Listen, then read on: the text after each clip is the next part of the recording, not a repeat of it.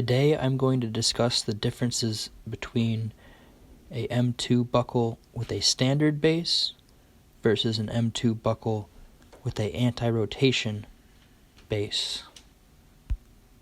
The standard M2 buckle base may move or rotate when attached to an M2 extension or a custom assembly, which may be beneficial depending on the user's application. An M2 buckle with an anti-rotation tab will prevent the buckle from moving or rotating when it's attached to an M2 extension or a custom assembly. All of M2's 1" and 3/4 inch buckles are offered with both a standard and an anti-rotation base.